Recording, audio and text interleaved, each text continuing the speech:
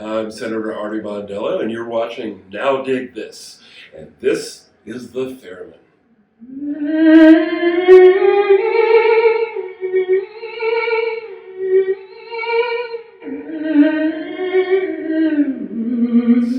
The Theremin's kind of hard to explain to a layman, which is why so many people probably go for it's magical ether waves. And in fact, in the 20s, you'll see cartoons in papers showing waves around everything, spirits floating.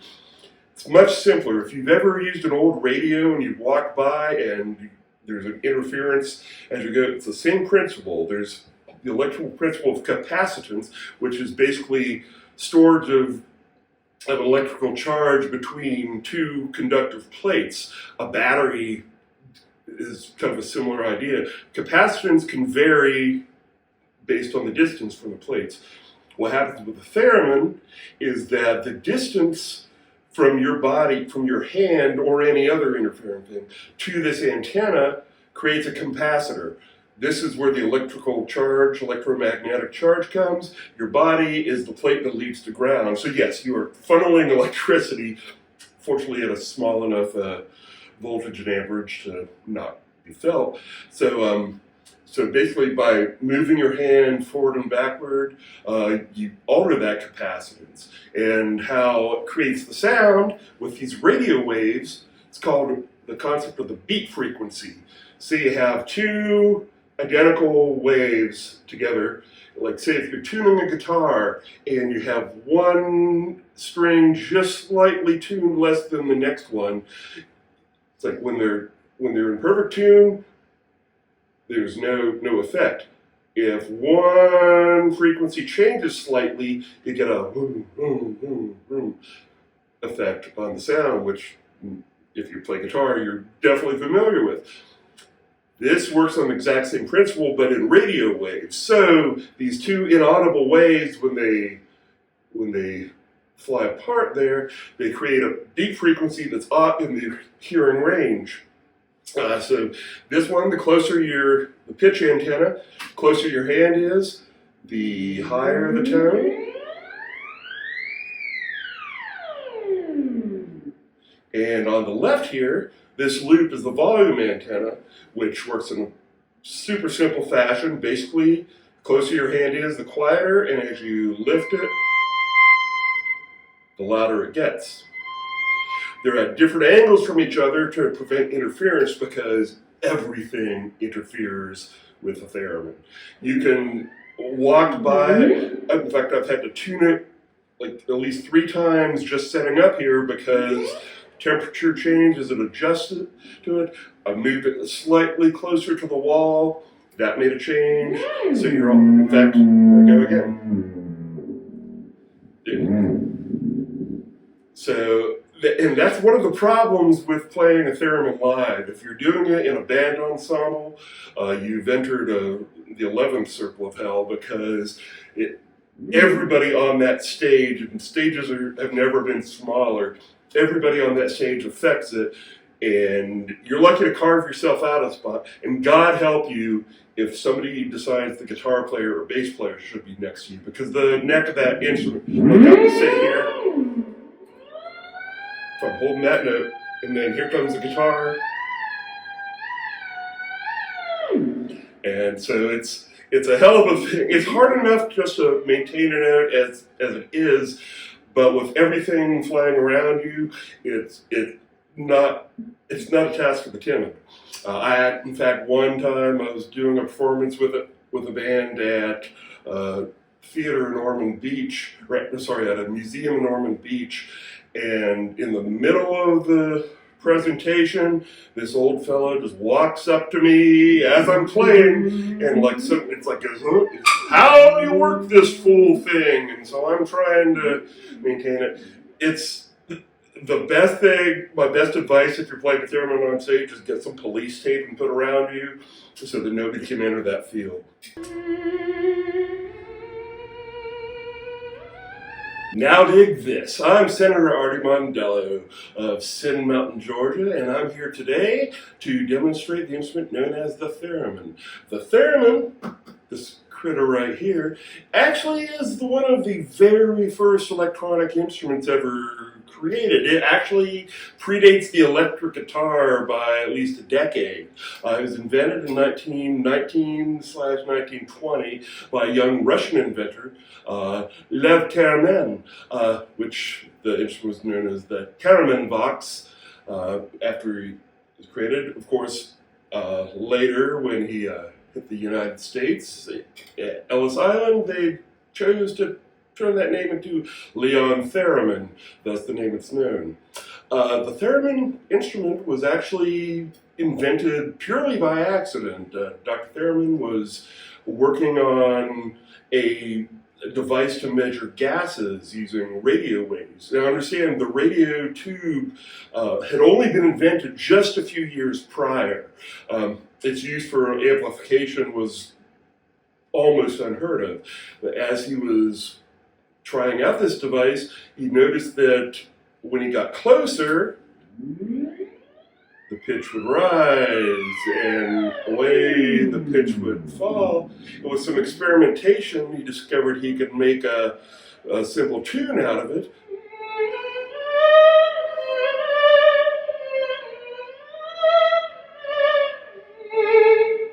And word got around through Russia, and actually to Vladimir Lenin himself, who took a special interest in it and encouraged it. And according to Professor Theremin later years, he said that actually Vladimir Lenin had a very good touch with the instrument. At Lenin's bequest and encouragement, Leon Theremin took the instrument on a tour of Europe, got patents in many countries there, eventually made his way to the United States, circa 1928 towards the end. He set up shop there, managed to work a deal with RCA Victor to market a home version of the Theremin that ended up was one of the absolute greatest commercial disasters that the music industry has ever known, due to several reasons. First of all, it was introduced in 1929, right at the dawn of Depression, which for a bulky, peculiar instrument was not in the reach of many, just a very select few. Second of all, their marketing campaign pitched the entire concept on, this is the instrument anyone can play. If you can hum a tune, you already have mastered this instrument. This would prove completely, absolutely false. The theremin is incredibly difficult to play. A few people were able to learn it at the time. There were almost no instructors other than Professor Theremin himself in his New York studio. So you had this just one elephant on the market that 500 were produced, far fewer of those were sold, and only a fraction survived to this day. So the theremin was not to be did not overtake the world as it did, despite Theremin's interest in and desire in making it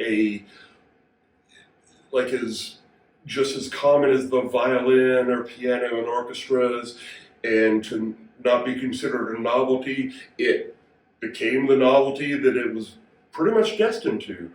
There was at least one actual virtuoso that came out of his studio, known now as Clara Rockmore, who was a classically trained violinist and just an absolute prodigy, and she has a mastery of it that's just unmatched. There you'll see several on YouTube. You can find clips of her. She's featured at length in the documentary Theremin Electronic Odyssey, and there are several records of her recordings from the 1975 or so, which was the only time she would actually record. So that kind of kept, even when you do have a virtuoso in that time, this is a pre-YouTube, pre-much of anything. When you don't have, or when you seldom, if ever, tour outside of New York City in the 30s and 40s, and you release nothing, it's going to still remain unknown, and unknown the theremin remained until 1945, when Alfred Hitchcock was making his film Spellbound. The composer for the film, Miklos Rosa, was looking for an interesting tonality, and he thought of the theremin. He had some familiarity with it. He checked in the Musicians Guild listings for the unions in Los Angeles. There was only one theremin player listed who could read music. That would be Dr. Samuel Hoffman. Doctor not as a music professor, he was a podiatrist. That was his main gig to the end of his life. But he was a master theremin player. He was featured in Spellbound, and that just opened up a floodgate of film producers wanting to use the theremin's tonality, especially when science fiction films really came into their own, early 1950s, starting with Rocket Ship XM. He was featured on pretty much all of them. It came from outer space, especially the day the Earth stood still. He was even featured in the film The Ten Commandments, when one of the biblical plagues takes the city. And he also, due to his fame, was featured on 3 long-playing albums with Les Baxter and with Billy May. Music Out of the Moon, which is probably the most famous theremin album of all time. Music for Peace of Mind, a follow-up, and Perfume Set to Music. All 3 were written by Harry Revel, and Hoffman is featured again throughout. Those 3 albums were really for years the only actual full-length theremin albums you could get. And he was, unfortunately, Sam Hoffman is not as well regarded today simply because of the rediscovery of Clara Rockmore and the classical aficionados. But Samuel Hoffman, he was the premier popular theremin player. People would sniff at his style, but the same way they would probably sniff at Edith Piaf's intonation. He was an excellent showman. If you use tubes, just look up Samuel Hoffman on You Bet Your Life, or there's even a wonderful Tonight Show clip with a very young Johnny Carson in which he demonstrates it. He had a easy showmanship way around himself. In interviews, he never acted like it was some mystical, magical unicorn instrument. He dismissed any of that, just, in his words, poppycock. He just came up to it, he explained how it works, and actually used it to his tune. Theremin went into obscurity as the 60s came along. Robert Moog actually got his start building theremins and selling theremins and theremin kits while he was in college. And those fell by the wayside as he started working on his most famous development, the Moog synthesizer. Ironically, the Moog synthesizer, not only did it take away from him creating theremins, but it pretty much pushed the theremin out of the spotlight altogether, because so many of the things that people want to do with the theremin turned out to be much easier to do with the synthesizer. Even to this day, so many of the sounds that people attribute to theremin are not a theremin at all, they're a form of synthesizer. Again, because it's easier to do and you get pretty much the same effect a lot of people are looking for. One of the funny things is that almost universally, when mention of the theremin is made, people will reference the Beach Boys song Good Vibrations. And even in the documentary Theremin Electronic Odyssey, they spend a good 15 minutes at least talking to Brian Wilson about his use of the theremin in the song.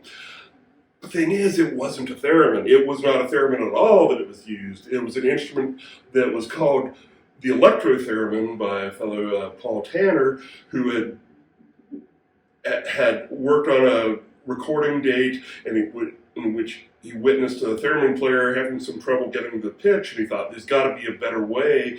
So he got a Heathkit audio oscillator in which you would just turn the knob to change the pitch, and that worked for him. He made a couple of records with that and was on, again, a lot of films, a lot of television shows like My Favorite Martian, and of course the Beach Boys' Good Vibrations, as well as a couple of other of their numbers. But yeah, for years it was not known that, no, that's not a theremin. They found something easier that got the same effect.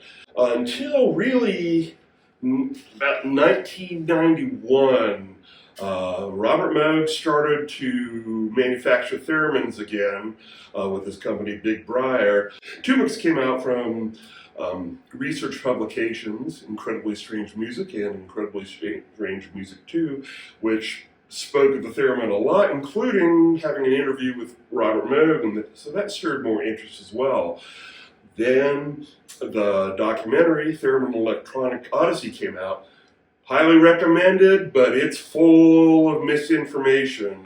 Again, the aforementioned Brian Wilson theremin item, and especially the strong implication that Leon Theremin was kidnapped by the Russians and taken from his home in New York against his will and put into a gulag. Well, he did end up in a gulag in Russia, like many other of his colleagues, like many people during Stalin's reign.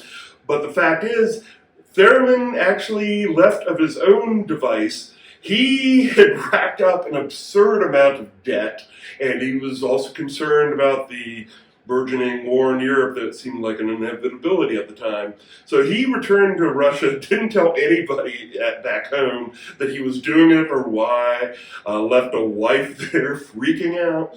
And this was not the first time Theremin would abandon a spouse in similar circumstances. But yeah, he ended up sometime in the gulag, then he was freed and then restored to an actual scientific position, and he went on for decades building not only his own instruments for his own amusement, but primarily some amazing espionage instruments, including the famed gold seal over in the main office of the U.S. Embassy in Russia, which with completely wireless capability, without even a power source, was able to transmit conversations to a building across the street. It's amazing, fascinating things, and honestly, his espionage work deserves a lot more coverage. But anyway, so that film, the documentary Theremin Electronic Odyssey, came out. That got a whole lot of new attention for the theremin. Leon Theremin himself, well into his 90s, returned to New York for a demonstration and a lecture. The internet cannot be overestimated in its role in getting the theremin out there. Websites early on sort of created a little community of it. More people started picking them up. Then Robert Moog, in about 1996, finally brought out a theremin kit that was inexpensive, within the range of the average musician or hobbyist. I have number 96 in that run. I was like one of the initial 100 purchasers of it, and it just went from there. He started manufacturing more models. Other companies started manufacturing more models, and history repeated itself because people discovered, Jesus, this is incredibly difficult to play. Even the best theremin players, for the most part, there's an asterisk next to best because it's all relative. The state of the theremin today, a lot of them, this is one of the newest models here, the Clairvox Centennial from Moog, which was not on the market long. They seldom seem to be. A large part of the buyers for it seem to want to use them for special effects or as controllers for MIDI equipment. A lot of things that are really not the theremin's forte. It's not the best use in my opinion, but that's what they want to do. Another issue I have with the state of the theremin today, somehow in the 90s during its renaissance, some players kept pushing the idea that excessive vibrato should be avoided, that you should try for like steady, straight notes. Well, anybody that's got any familiarity with the theremin that can identify it by sound knows that vibrato, which has a very vocal quality, is its trademark. Really what makes it stand out. And so you have a lot of people going for precision in notes, which is just not what the theremin's best for. And you'll have a lot of soulless. They even have auto-tune available, even on this, although I've never used it. Auto-tune is available on certain theremin models. And again, if that's the tone you're looking for, you're better off with a synthesizer. It's a trick, it's a stunt to try to nail exact notes on a theremin, which is fun, but it's not. The irony is that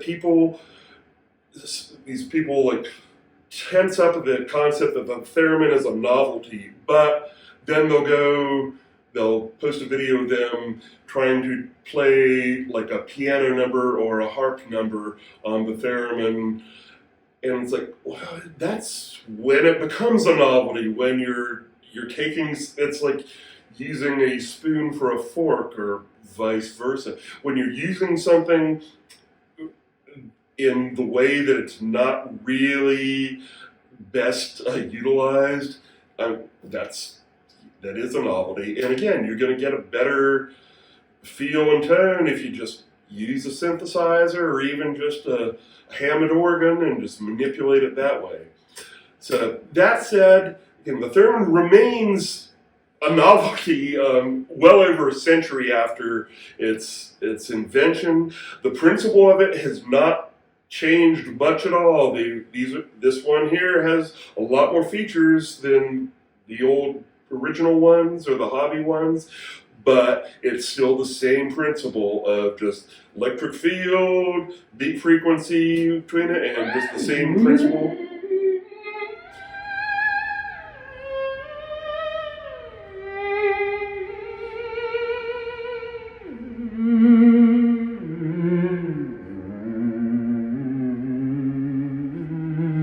My name is Senator Artie Mondello, and thank you for watching Now Dig This.